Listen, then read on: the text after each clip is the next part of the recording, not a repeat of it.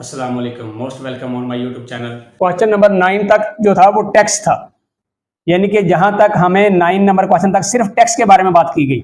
और अब जो 10 क्वेश्चन नंबर 10 है, इस यहां से वो क्या करता है, स्टार्ट कमीशन के बारे में बात करता है। कमीशन होती क्या है कि दो लोगों के दरमियान जो किसी चीज का सौदा करवाया जाए, डील करवाई जाए, और जो डील करवाने वाला बंदा हो वो दोनों से कुछ अमाउंट ले, कुछ परसेंटेज ले, उसको हम कहते हैं कमीशन। कमीशन कहते हैं commission is an amount of money which is paid by the seller और purchaser to the agent of his services. कहने का मकसद क्या हुआ, जो खरीदने वाला है, जो बेचने वाला है, दोनों बंदे, इन दोनों की डील करवाने वाले बंदे को, जो एजेंट है, डीलर है, उसको जो पे करेंगे परसेंटेज, वो 5% भी हो सकता है, वो 10 भी हो सकता है, वो 15 भी हो सकता है, वो 2% भी हो सकता है, जो भी डील हुई हो, तो उसके हिसाब से वो क्या कहता है, जो उनको पैसे पे करेंगे उसको क्या कहते हैं, कमीशन। तो क्वेश्चन नंबर 10 में क्या कहता है जी, कहता है car dealer earns 25% commission on car sales. तो हमारे पास क्या आ गया, कमीशन, या अमाउंट ऑफ कमीशन भी लिख सकते हैं आप। अमाउंट ऑफ कमीशन इज कितनी है, 25%। ठीक है जी। आगे क्या कहता है, if the sale is RS 14,95,000, तो is the total amount of commission कितनी बनी। तो क्वेश्चन क्या पूछा उसने, क्वेश्चन उसने पूछा है कि सेल कितने की हुई। तो सेल उसने कहा 14 लाख, हम लिखेंगे amount of sale RS 14,95,000 rupees. ठीक है जी, ये उसकी सेल है और इतने परसेंट के हिसाब से उसने इसके ऊपर कमीशन लिया। तो कहता है जी बताएं टोटल कमीशन उसको कितना पे किया गया। तो हम लिख लेंगे यहां पे, हम यहां पे लिखेंगे रेट ऑफ कमीशन 25%, और यहां पे amount of sale RS 14,095 14,90,000। Question number 11 है। क्वेश्चन नंबर 11 के अंदर क्या कहता है, a shirt cost RS 750 rupees without value added tax. यहां पे एक लफ्ज उसने यूज किया वैल्यू एडेड टैक्स। तो वैल्यू एडेड टैक्स हम किसको कहते हैं, सबसे पहले तो ये बात देख लें कि वैल्यू एडेड टैक्स होता क्या है। A tax in which the price of an object is increased during production or distribution to each stage. Mostly we write it is VAT in Pakistan. GST and VAT are normally same. VAT is normally known as a goods and a services taxes. यानी कि उसका कहने का मकसद क्या हुआ यहाँ पे कि अगर आप एक चीज, क्वेश्चन हम शुरू करने से पहले ये बात मैंने समझाई थी, अब दोबारा समझा देता हूँ कि VAT हम कहते किसको हैं कि एक चीज आपकी बनी 500 रुपीज की, आप, ये फैक्ट्री की वैल्यू है। जब इससे एक ट्रेडर ने खरीदी तो उसने कहा जी इसके ऊपर 45% टैक्स लगा दो मेरे हिसाब से। बात समझ में आ गई।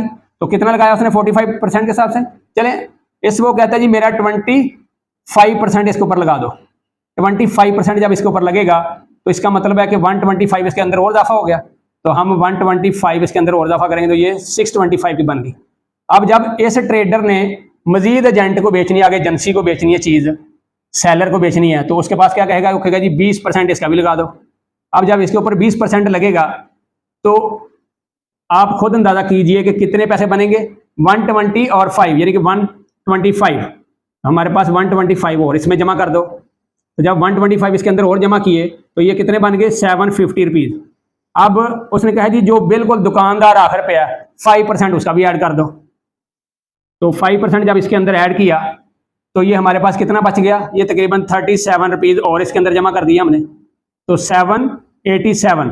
यानी कि ये वैल्यू इसके ऊपर पेस्ट कर दो, किताब के ऊपर या वैल्यू या बुक के अंदर ये वैल्यू पेस्ट कर दो, यानी कि इसको मार्क प्राइस बना दो ताकि जो ग्राहक देखे उसको नजर आए जी ये वाली वैल्यू है इस चीज की। एक्चुअल वैल्यू क्या थी, 500। ये टैक्स लगते लगते 45 जो परसेंट यानी कि 45% जो टैक्स लगा, तो कीमत कहां पे आ गई इसकी, 787 पे। तो अब कहने का उसका मकसद क्या बना यहां पर कि हमें ये बनने से लेकर डिस्ट्रीब्यूट होने तक हर स्टेज के ऊपर इसके ऊपर टैक्स लागू कर दिया जाता है और इसके ऊपर पेस्ट वैल्यू कर दी जाती है कि ये जो मेन ट्रेडर है वो 500 की खरीदेगा, अगले सेलर को वो देगा 625 रुपए की चीज, फिर जो उससे अगले वाला वो 750 की अगले को बेचेगा, फिर जो कस्टमर है, यूजर है, सिंगल इंडिविजुअल है जिसने उसको यूज करना है, तो उसको कितने की मिलेगी? 785 की। तो इसको हम कहते हैं value added tax. Question number 11 में क्या कहता है? A shirt cost RS 750 rupees without value added tax. तो हम क्या लिखेंगे? शर्ट कॉस्ट या cost of shirt is equal to 750 rupees. यहां तक बात, पहली बात हो गई। अगली बात में क्या कहता है? कहते हैं find the total price including 12.5% value added tax. यानी कि उसने वैल्यू एडेड टैक्स कितना दिया? VAT 12.5%। कहता है ये इसके अंदर ऐड करके बताओ मुझे कि टोटल कॉस्ट इसकी कितनी बनी। तो सबसे पहले हम इसकी करेंगे क्या? हम इसकी वैल्यू एडेड टैक्स निकाल लेते हैं, क्योंकि जब हम इसका वैल्यू एडेड निकालेंगे VAT इज इक्वल टू 12.5, यानी कि ये परसेंटेज मैंने खत्म की तो मेरे पास क्या आ गया? 100, और ये पॉइंट अगर मैंने खत्म किया तो इसके साथ एक जीरो और लग गया, और मल्टीपल 750 रुपीज। ठीक है जी, ये 10 से 10 कटा, और 25 से अगर बंदा काटे तो ये 425 द 100 और 325 द 75। तो यहाँ पे बच गया हमारे पास 4, और यहाँ कितना बचा? 125 मल्टीपल 3, तो 35 द 15, 1 कैरी, 3 2 द 6, 6 और 1 7, 1 7, 3 1 द 3, और डिवाइडेड बाय 4। अब हम इसको डिवाइड कर लेते हैं यहाँ पर, 375 4, तो ये बन गया 9, 9 4 द 36, 1 हो गया रिमाइंडर, और ये आ गया नीचे 15, तो 3 4 द 12, तो हमारे पास 3 कैरी हो गया, यानी कि रिमाइंडर यहाँ लगा 0, यहाँ लगा पॉइंट, 4 7 द 28, और यहाँ 2 कैरी हुआ, रिमाइंडर बचा, तो यहाँ लगा पॉइंट 0, और यहाँ 4 5 द 20। हमारे पास वैल्यू क्या आ गई? 93.75 रुपीज, यानी कि VAT कितना पे करेगा वो? ये वाला। तो अब कहता है जी इसकी मुझे टोटल कॉस्ट बताओ, शर्ट की कितनी बनी। तो हम क्या लिखेंगे?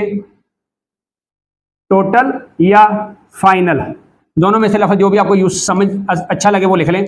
टोटल या final cost of shirt,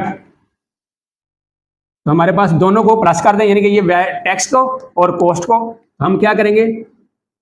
CP cost price plus VAT, हमारे पास क्या था? 750 प्लस इसको कितना किया? 93.75। तो जब हमने इसको प्लस किया 750.00 लगा लें, क्योंकि उसके पॉइंट के बाद 2 डिजिट है, तो यहाँ पे आ गया 93.75। इसको हमने प्लस कर लिया तो ये 75 आ गया पॉइंट, 3 का 3, 5 और 4, 5 और 9 14, 1 कैरी, 7 और 1 8। तो हमारे पास कितनी कॉस्ट बनी उसकी total? 843.75 rupees.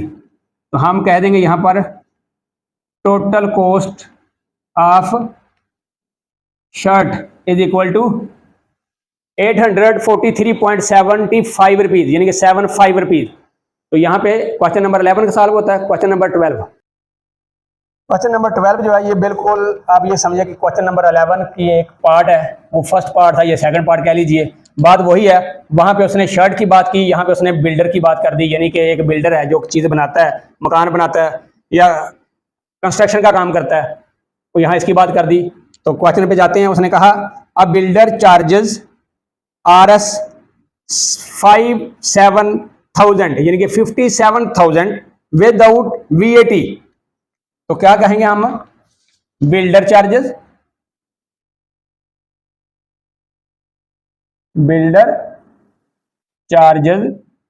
Is equal to 57,000, यानी कि 57,000 रुपीज। आगे क्या कहते हैं? आगे कहते हैं जी VAT इज 20%। तो हम VAT रेट लिख लेते हैं बेशक इसका 20%। तो आगे आखिर पे पूछता क्या है? कहता find the amount of VAT and total bill. तो दोनों चीजें हमने बतानी है, क्योंकि VAT जब हमारा निकलेगा तो उसका वो भी आ जाएगा और टोटल बिल भी आ जाएगा। तो हम क्या करते हैं यहाँ पे VAT का यानी कि अमाउंट ऑफ VAT लिख लें, अमाउंट ऑफ VAT। तो यहाँ पे हमारे पास आ गया रेट मल्टीपल ये जो जितना चार्जेस था वो लफ्ज जो उसने लिखा हम भी वही लिख लेते हैं, चार्ज। रेट क्या 20% मल्टीपल 57,000 और 20 का जब हमने परसेंटेज खत्म किया तो लगा 100 और 57,000 100 के हिसाब से 2 जीरो गए, तो यहाँ बच गया हमारे पास 570। तो इसको मल्टीपल करते हैं, ये 1 0 और 1 0 यानी कि 2 0 ये लगे। और अब ओरिजिनल डिजिट जो है इनको साथ हम मल्टीपल कर लेते हैं, 2 7 द 14, 1 कैरी, 2 5 द 10 और 1 11। और ये आ गया हमारे पास अमाउंट ऑफ VAT, ये आ गई हमारे पास। अब उसने कहा जी टोटल वैल्यू बताओ मुझे, आखिर पे क्वेश्चन की चीज पूछी थी कि टोटल बिल बताएं मुझे जनाब कितना बना, यानी कि ये चार्ज करता था, इतना चार्ज बना, इतना उसने उसके ऊपर टैक्स डाला, तो हम क्या कहेंगे टोटल बिल, हम रहेंगे अमाउंट ऑफ बिल या टोटल बिल भी लिख ले कोई बात नहीं। तो यहां हम वही रकम लिखेंगे चार्जेस प्लस VAT। तो चार्जेस हमारे पास कितने थे 57,000 प्लस 11,400 रुपीज। तो जब हम इन दोनों को जमा किया तो हमारे पास क्या आया 57,000 11,400 रुपीज, जीरो का जीरो और ये जीरो, 4 और 0 4 और 7 और 1 8, 1 और 5 6। तो हमारे पास क्या रकम आ गई 68,400 रुपीज। हम क्या लिख देंगे 68,400 रुपीज, ये आपका टोटल बिल बनेगा। तो यही हम लिख देंगे अमाउंट ऑफ बिल 68,400 रुपीज। और यहीं पे क्वेश्चन नंबर 12 मुकम्मल होता है। क्वेश्चन नंबर 13 है। क्वेश्चन नंबर 13 की स्टेटमेंट है value added tax of of 50% was charge on an item which cost RS 7500। तो हम क्या लिखेंगे कोस्ट ऑफ एन आइटम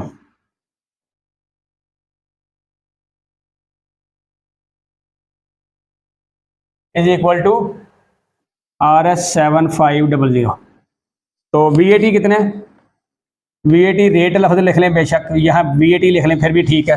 तो वहाँ पे VAT कितने जी इसका 15%। सबसे पहले तो इसका परसेंटेज निकालें ताकि हमें इसकी समझ आ जाए कि हमारे पास वैल्यू क्या बनती है, क्योंकि हमने जवाब क्या देना है, जवाब उसने पूछा है कि calculate the amount of VAT, यानी कि VAT की अमाउंट मुझे बताएं कितनी बनती है, and total amount of item inclusive tax.